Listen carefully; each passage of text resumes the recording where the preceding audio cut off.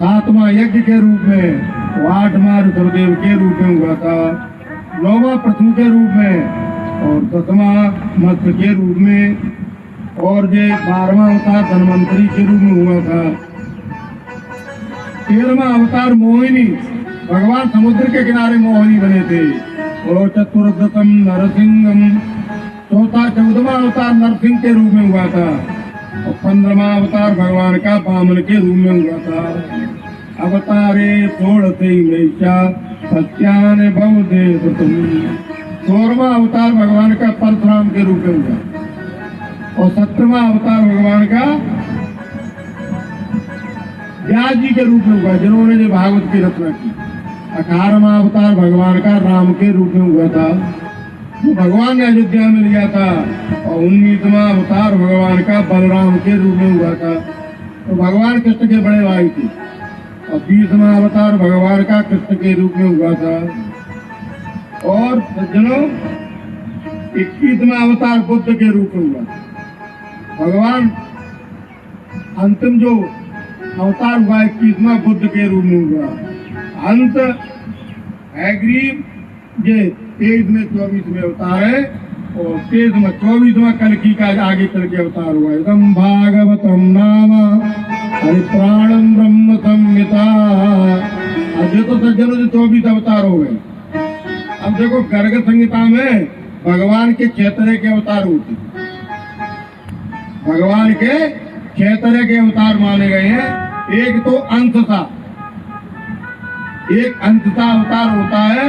एक अंत, एक आवेश, एक कला और पूर्ण परिपूर्ण, 6 तरह के भगवान अवतार हुए। परिपूर्ण अवतार केवल भगवान कृष्ण का हुआ है, जो 16 कलाओं से हुआ है। भगवान का अवतार परिपूर्ण अवतार नहीं माना जाता, राम का पूर्ण अवतार माना जाता है। पूर्ण अवतार में नरसिंह, राम, हरि, यज्ञ, नारायण, ये 5 लोग हैं जो पूर्ण अवतार में। परिपूर्ण अवतार में केवल परमात्मा भगवान कृष्ण का अवतार, ये गर्ग संहिता में बताया गया है। अब तो सूत जी ऋषियों से कह रहे हैं कि इदं भागवतम नाम पुराणम ब्रह्म संहिता येन वादौन तुष्यन्ते मन्ये तद दर्शनम किला।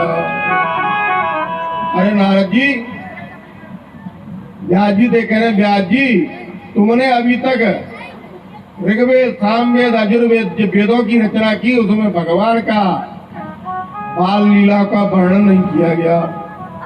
भगवान की सुंदर क्रीड़ाओं का वर्णन नहीं है, भगवान की सुंदर लीलाओं का वर्णन नहीं है। इसलिए तुम्हारे मन में शांति नहीं है। अब हमारी बात मान करके सुंदर भगवान की लीलाओं का वर्णन करो, यथा धर्म कर्यात, और तुम्हें कभी घबराना नहीं चाहिए। अब देखो व्यास जी को नारद जी समझा रहे हैं, तो व्यास जी धीरज धर्म मित्र नारी, वापति काल पर किए चारी। धीरज, धर्म, मित्र और स्त्री का परीक्षण आपत्ति काल में करना चाहिए। अब देखो मन वहीं रखना। नारद जी व्यास जी को समझा रहे हो, कह रहे हैं कि तुम्हें घबराना नहीं चाहिए। अब नारद जी अपने पिछले जन्म की कहानी, स्टोरी अब व्यास जी को सुना दो। कह रहे नारद जी तुम तो घबरा गए इतने में ही, तो मैं तुम्हें अपने पिछले जन्म के बारे में बताता हूँ, पहले मैं क्या था, अब मैं क्या हूँ। इस तरह नारद जी व्यास जी से कह रहे हैं, अहम पुराती भवम भवम मुने दास्यातु काश्चाचन वेदवादनम् निरूपितो बालकैव योगिना पूजने प्रत्युत निर्विचित्ता। नारद जी व्यास जी से कहने लगे कि मैं तुम्हें अपने पिछले जन्म की सुंदर कहानी सुनाता हूँ। पहले जन्म में मैं एक दासी का पुत्र था। मेरी मैया एक दासी का काम किया करती। देखो, त्रिया चरित्रम पुरुषे तो भाग्यम देवो न जाना कुतो मनुष्य। भाग्य के बारे में बड़े बड़े लोग नहीं समझ पाए, न जाने व्यक्ति कहाँ पहुंच जाता है। कोई भी कहानी होती है तो उसमें उनका देने वाला होना चाहिए। तो देवियां पहले कहानियां बच्चों को सुनाती थी तो बच्चे उनका देते थे। अब देखो भोले बाबा सुंदर भगवान श्रीमद भागवत की कथा की पूरी स्टोरी सुना रहे, पार्वती जी उनका दे रहे। लेकिन जैसे ही 10वें स्कंद प्रारंभ होने वाला था, पार्वती जी को नींद आ गई, सो गई। लेकिन उनका बराबर चलता रहा, उनका बराबर चल रहा है। अब जैसे कथा समाप्त हुई तो जयकारा लगा। अब पार्वती जी कहने लगी कि भोले बाबा हमने 10वें स्कंद की कथा नहीं सुन पाई। अब भोले बाबा ने कहा तो ये उनका कौन दे रहा था? कहानी में भुकारी बार बार कौन मर रहा, तो बाहर निकल के देखा तो वो अंडा जो विघटित हो गया, एक तोता बन गया। अब भोले बाबा पीछे पीछे वो तोता आ गया, भी हो अब व्यास जी के जहाँ सुंदर भवन बना हुआ था वह तोता उड़ता हुआ पहुंच गया। और व्यास जी की धर्म पत्नी पिंगला थी, उन्होंने जमाई ली तो वो तोता प्रवेश अंदर कर गया। भोले बाबा ने अपनी त्रिशूल को जाके गाड़ दिया। और व्यास जी घर पे नहीं थे, कुछ दिनों बाद लौट के आए तो भोले बाबा को दंडोत किया, कहा कि भैया कैसा कष्ट किया। भोले बाबा कहने लगे, अरे मैंने पार्वती को अमर कथा सुनाई थी तो वो अमर कथा सुनने वाला तोता तुम्हारे अंदर घर में प्रवेश कर गया, उसे निकालो, उसका मैं प्राणांत करके ही जाऊंगा। और भोले बाबा से व्यास जी कहने लगे, वास्तव में आप भोले वाले हो। अरे जिसने अमर कथा सुन ली उसे कौन मार सकता है दुनिया में? अब आप ही कह रहे हो अमर कथा सुन ली, अब मारना चाहते हो। तो भोले बाबा चले गए, लेकिन सुखदेव जी ने जन्म नहीं लिया। अब वो सुखदेव जी जो परीक्षित को कथा सुनाए, 16 वर्ष हो गए मैया के गर्भ में। अब व्यास जी ने निवेदन किया, भैया बाहर आ जाओ, लेकिन सुखदेव जी अंदर से मना कर रहे हैं। तो भगवान की माया बड़ी विलक्षण है, वो हमें आके परेशान करेगी, इसलिए मैं जन्म नहीं लूंगा। भूमि परत डावर पानी और जनु जीवे, अरे माया लपटानी। बालक जब मैया के गर्भ में होता है तो बड़ा पवित्र होता है, और जब जन्म लेता है तो संसार की से माया घेर लेती है। आकाश मंडल से जो जल की वर्षा होती है बहुत शुद्ध पानी होता है, डिस्टिल वाटर मान लो, लेकिन जमीन पे गिरते ही धूला से घेर लेती है। कहते ही सुखदेव जी मना कर रहे हैं तो पिताजी मैं जन्म नहीं लूंगा। अगर तुम वायदा करो कि भगवान की माया मुझे परेशान नहीं करेगी तो मैं जन्म ले लूंगा। व्यास जी ने आश्वासन दे दिया तो जाओ, तुम्हें भगवान की माया परेशान नहीं करेगी। तो सुखदेव जी ने जैसे ही जन्म लिया तो यम प्रजंति मनुपे किमुपेति कृत्यम, और दो पाय नई पीरस कातर आजभावा, उत्ते तनमय तया अरे तरुवे विनेन्दु काम तब वर्षा सुखदेव जी 16 वर्ष के पैदा हुए। अब आगे आगे सुखदेव जी दौड़ रहे, पीछे पीछे व्यास जी दौड़ रहे। व्यास जी आवाज लगा रहे हैं, अरे पुत्र रुक जाओ रुक जाओ, लेकिन सुखदेव जी मना कर रहे कि मैं नहीं रुकूंगा, मुझे माया घेर लेगी।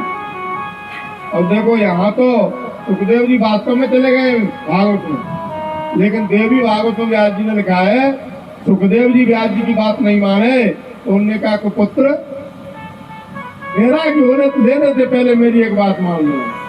सुखदेव जी कहने लगे, बताओ पिताजी क्या है? जाओ जनक जी से मिल के चले जाओ, बैरागी भले ही बन जाना, लेकिन जनक जी के यहाँ होते जाओ। और वास्तव में जनक बहुत बड़े बैरागी थे, जनक बड़े विद्वान थे, बैरागी भी थे। और जनकपुरी में जैसे ही सुखदेव जी ने प्रवेश किया तो द्वारपालों ने उन्हें घेर लिया। बड़ा विस्तार है देवी भागवत में। द्वारपालों ने उनसे प्रश्न किया, ये तो भक्तहीन थे। द्वारपालों ने कहा, भैया कहाँ जा रहे हो? इतना विवाद हुआ कि सुखदेव जी नाराज हो गए, दरवाजा खोल दिया। द्वारपालों ने कहा कि हम तो तुम्हारी परीक्षा कर रहे हैं, कैसे तुमको? तुम नाराज ही हो गए तो जाओ अब जनक जी से मिलिए। जैसे ही जनक जी की सभा में पहुंचे तो सज्जनों, जनक जी ने केवल 4 श्लोक सुनाए भागवत में। चतुर्श्लोकी भागवत कहते हैं। तो सुखदेव जी कहने लगे और आगे सुनाओ। जनक जी जानते तो सब थे, लेकिन उन्होंने मना कर दिया कि सुखदेव जी मेरे पास केवल 4 हैं, अगर 11 सुनना चाहते हो तो लौट करके तुम्हें पिताजी के पास जाना पड़ेगा। अब देखो, जनक जी ने वापस कर दिया। फिर व्यास जी ने 18,000 श्लोक पढ़ाए। इस तरह सज्जनों सुखदेव जी का जन्म हो गया।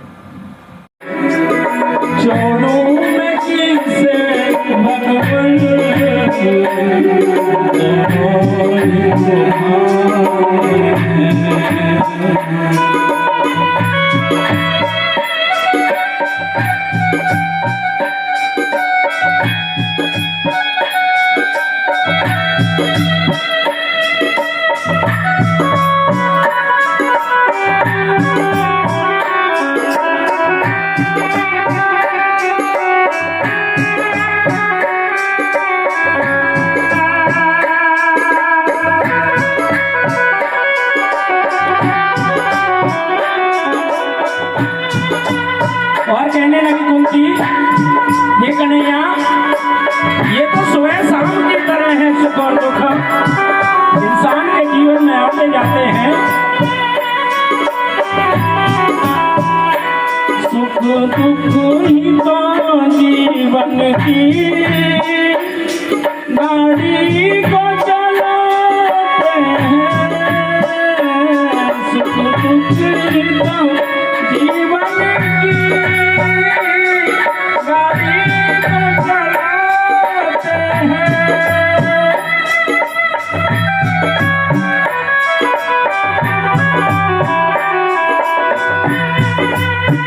और सुख दुख ही तो इंसान बनाते हैं। इंसान बनाते हैं। संसार की नदियाँ के, संसार की नदियाँ के दोनों ही किनारे हैं। छोड़ूं मैं किसे मधुबन, दोनों ही तुम्हारे हैं।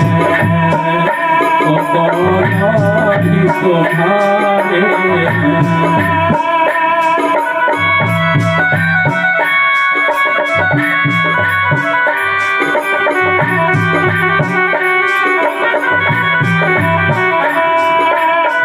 और कहने लगी कुंती, हे कन्हैया,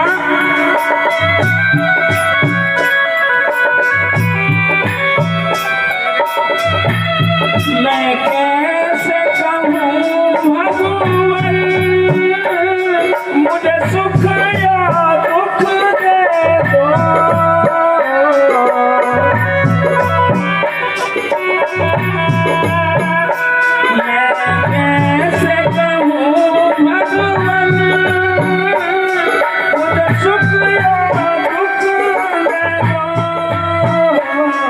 जो भी हो तेरी मर्जी,